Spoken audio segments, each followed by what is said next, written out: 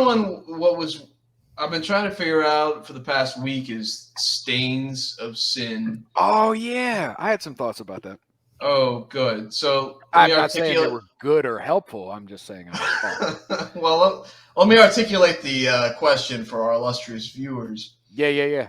So it seems to me there are at least 4 effects of sin, 2 of which can be grouped together. So there's eternal punishment and temporal punishment. Potentially there's habit, and then there's the stain of sin. And we have sacraments that are made to address all of them except for habit. We have penance for the guilt, and we have extreme unction for the stains. But like understanding what the stains are, apart from guilt and apart from habit, is really, it's hard to understand because I don't know what it could be. Thomas in one place uses this analogy to explain it. He says if you were to wander off the path, certain ways, and you stop your wandering, and you would first have to pay the debt for having wandered, right? But even once you have done that, nonetheless, you stand off where you should be, and you need to move backwards, so to speak. Where is that? I think it's in the question on the effects of sin. Shit, there's actually a question on the stain of sin. I knew there was one. Right, yeah, I think it's that one. It's Prima Secundae 85 and 86. Are you throwing it up, or should we just look at it? Yeah, pull it up if you can. All right, let's see. Which one do you want me to pull up? I'm not sure. All right, hold on. So let's pull it up and we'll see. There's wrong one. Let's see. This. Here we are. All right, let's start here. In the meantime. Prima Secundae, you said? Prima Secundae 85 is the effects of sin. 86 is on the stain of sin. Okay. Wrong.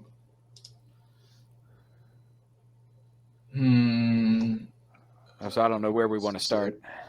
Yeah, I want to find that place where anywhere that explains it is going to be good to me, but I know I've at least skimmed over all of these texts. I'm pretty sure it was in the corpus where he compared it to wandering off the path. I don't see it in the first article. What question are you in? I'm looking in 86 right now. Okay. I was all over the place when I was building my assignments on this, though.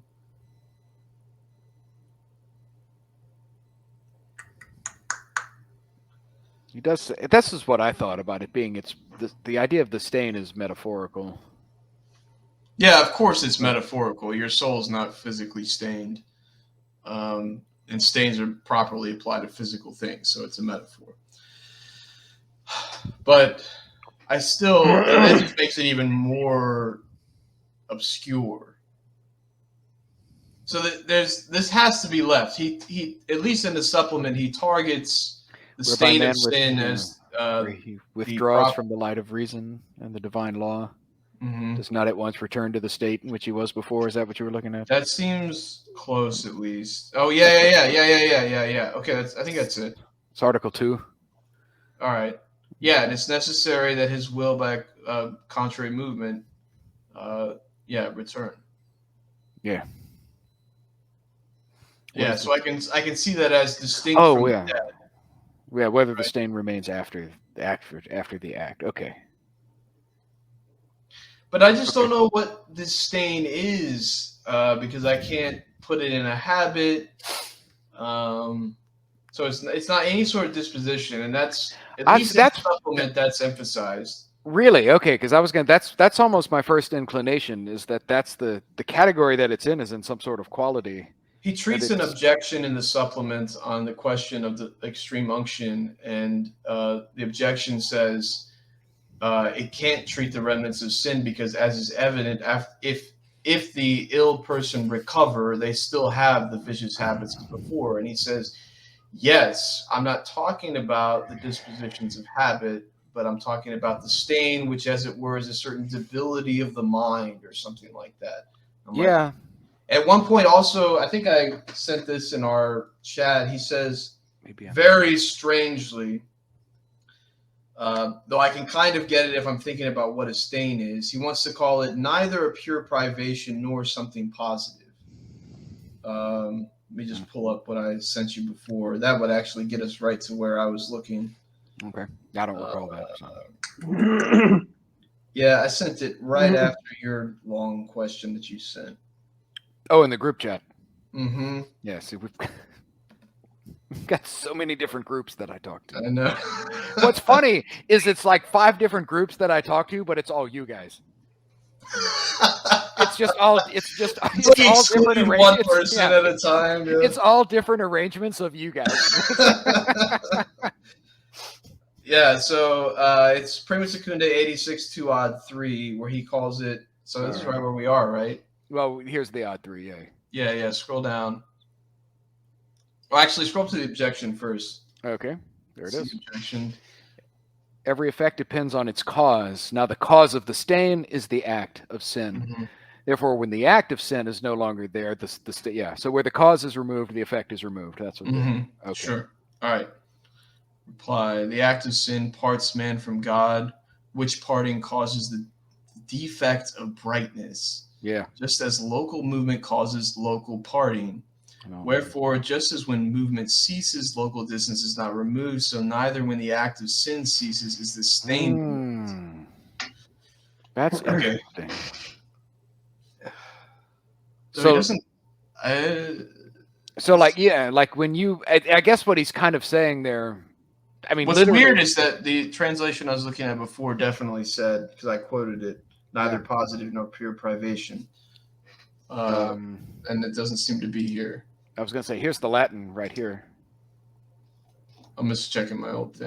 That's what I got it from. I got it from somewhere else. I don't know where I got it from. That's why I use this website. So, but yeah, so I don't know. I made a mistake in my text. I don't know where I got it from. So the first image he's relying on is like when like if you roll a ball away, when the motion stops, the ball is going to be way over there, right? Yeah, right. So when the movement stops, the distance isn't removed, and so all right. So by the act of sin, you separate yourself from God, and so even though the act has ceased, you've still fallen away. We see that with natural causes too, right? Like the cause of the becoming of the thing isn't necessarily the same as the cause of the being of the thing. Yeah. Right. Yeah. So I mean, my parents are responsible for my becoming, right? But if being, right. So I mean, and the sin, the act of the sin is responsible for the becoming of the stain of the sin, but it's not responsible for the being of the stain of the sin, right? So the continued existence of it, right? Yeah. I'm still trying to. What is so this stain? Like he's comparing it to a local displacement. It's weird to think about a spiritual displacement. I'm not sure. So like usually when you think about being spiritually displaced from God, you're thinking about having being in a state of sin or owing a debt to God, right? That's about as far as my mind has ever wandered on this. Is like, yeah, I get it. I've been forgiven, but like some temporal debt remains, like we talked about last week or maybe 2 weeks ago. And so I pay my debt, and then I'm right with God. But actually, here he's saying there's still something more. Like even once the debt is paid, there's still this further thing, this thing called stain. Yeah. That what is it? I was gonna say, like the only way that really I can think about this is something. I know there's a wider conversation that the only thing it's almost like Platonic, or metaphorical, imaginative. I don't know that I can actually squeeze it into Aristotelian terms. Like there's something on the soul. So when Thomas talks about its brightness, right? There literally is something that you've tarnished, right, through the act of sin. And that even though the act has ceased, the tarnish or the smudge or whatever. Like, I mean, literally, like, you know, like a stain on a tablecloth. Like, I've picked up the wine glass and the spill is over, but like the cloth is still damaged, right? Or it still has that affection in it.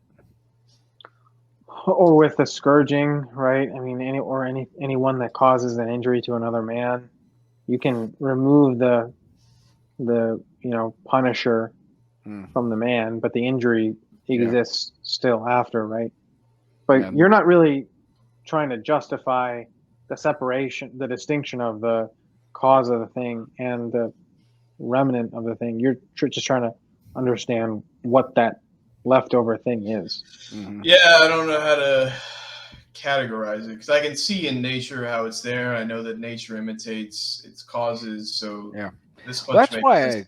That's why I was kind of thinking it's not a habit, but if it's something in that first species of quality as a disposition. And I don't know, maybe one of the other thoughts I'd had on this was the relation of that stain to concupiscence, right? That's the continued mark that you have.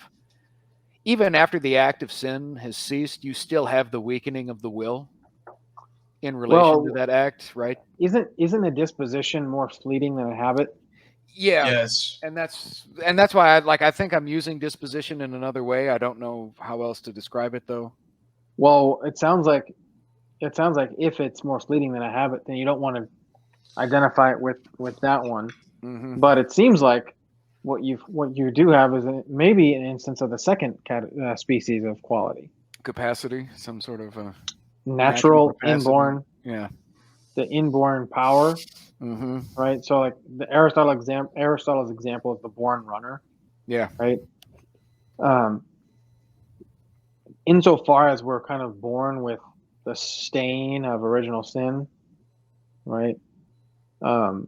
It seems like what's inborn isn't taken away, naturally speaking, right? Because it's inborn, in natus, natural, right? Mm-hmm. So that might explain why it's difficult to get rid of. It requires something kind of beyond the power of nature to get rid of. That might make sense if I'm reading him rightly. As far as this text on whether it's privation or positive, I found it, Phil. If you scroll up to Article 1, it's the Article 1. Here I am. Third objection. Third objection. The reply or the objection itself? We'll start with the reply. We'll see if we need to go back up. All right, here it is. Yeah, so it's not something positive, nor solely privative. Yeah.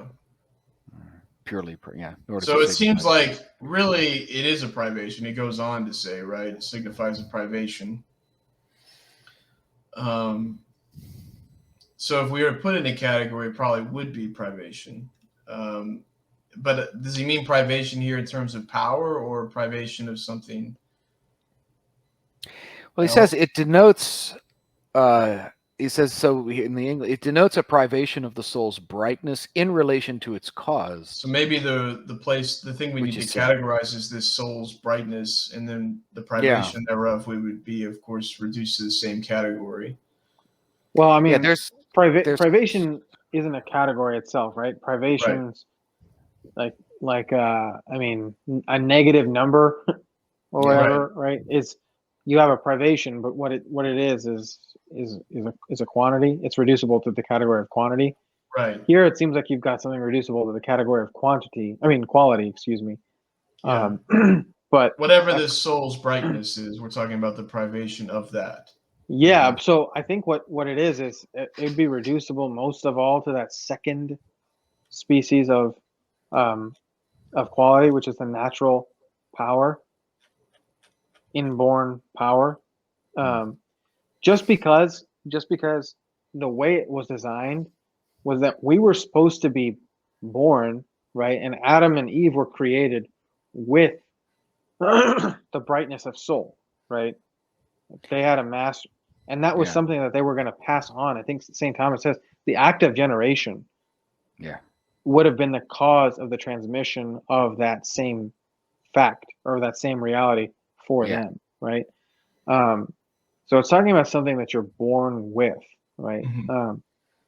The kind of Let me follow up briefly. Can we extend this second sense of quality to include other powers which are given through the grace of the sacraments, like the characters received at baptism and confirmation, which he also calls it spiritual powers? Not natural inborn, but like, of course, that would have been beyond Aristotle's scope. well, I mean, I just think powers in general are in that second species Yes, of that's what I think. quality. So I Yeah. would want to, yeah, I would want to put it. And I mean, that's where we put things like sight. Yes, the power of sight belongs to that Mhm. second species of quality. Yes. All right. Fair Uh, enough. So, soul's brightness, then, in relation to its cause, what exactly is he talking about when he says that? Well, I It's think obviously metaphorical, yeah. and so Well, it's vague to me. it strikes me. Maybe I'm wrong. The soul's brightness is it's being created in God's image, is it not? yeah, There's something divine about it, yeah. right? Okay. And it's exactly that gets tarnished, right? It gets diminished somehow, right? In the commission of sin, right? In that rejection of what's divine in it. I like This is- that reading. The Well, reason this I is like why I that said- reading is because of what it does for human dignity conversation. Oh, well, see, but this was exactly this. I mean, this is how I think about it. And this is why I said it's kind of it's like more Plato's metaphysics than Aristotle, but it's that kind of, it's that something image, that there's something divine about the soul. There's something splendorous about it. There's something wondrous about it. It's being created in God's image. And sin is what tarnishes that. But I don't know how to phrase that in like, Well, we could just Aristotelian say terms. that I don't know why you couldn't use language like being in the image of or being in participation in, using Aristotle's language. Like if Aristotle's so quote unquote system precluded something like the ideas in the divine mind, then I would think it's definitively un-Aristotelian. But he just doesn't really, as far as I can tell, talk much about that. But Aquinas picks him right up and goes right into that. And everybody wants to say, well, that's where he's gelling together Plato and Aristotle. But maybe that's just. I was whenever I've taught moral theology, this is always how I've presented that when we talk about the stain of sin. It's the best way I can phrase it. Yeah. It is. Yeah. So, like, if your students are reading Plato and they're thinking about what it means to imitate something else, yeah, that makes sense, I think. And that's why Thomas calls it, like, it is metaphorical. You know, when you talk about, like, I mean, the soul's brightness, it's just the reflection of the divine in it. And that's exactly what gets tarnished, stained in the commission of sin. And that's what remains, even though the act of sin is done, that separation, the lessening of the reflection of God's image is still present. Yeah, I like the second way you put it. The separation, that makes me think of guilt. But try not to use metaphorical language here, but maybe you just can't articulate it without the metaphors. So anyway, it seems like what we're saying is that man's soul, in relation to its cause, God, is in the image thereof. And that image thereof is, what's the right word? Not lived up to. Wait, hang on. But it signifies a privation of a certain brightness of the soul in the order to its cause, which is sin. So the Oh yeah. So the okay. Yeah. So the cause that's being described is not the cause of the brightness, but the cause of the stain. Privation. Though certainly, the cause of the stain, which certainly is sin. The soul's brightness is in relation to God, right? Yeah, but we're not talking just, about that cause, right? That's not what he's talking about. Yeah, right? This is the cause of the stain, which is sin. Right. Yeah. Though certainly, I mean, I can't think of another cause for the soul's brightness. No, I agree, but that's not the relevant cause. Is all I'm saying. Yeah, that's not what he's talking about. Though it is the relevant cause to my question, which is, what is this soul's brightness? Because I'm trying to understand what the stain is. The stain is the privation of the brightness, so I need to understand what the brightness is. Yeah, I think it's the reflection of the divine in the soul. Yeah, so the Imago Dei. Yeah. Yeah. I think that makes sense. Man, that was easy. I'm gonna think about it some more. Yeah, Oh, Phil's taking a victory lap. Look at that. All right. Let's see. It's the first this time guy I felt just- like a big boy. This guy I just got came this. off of benching his max right here. That's- Look at this. Look at that. Dude, do you know how hard it is to convince Joe of anything? Yes. I've been a crack. Yes. I've been there too. I know. Got it. Man, I need a refill after that one.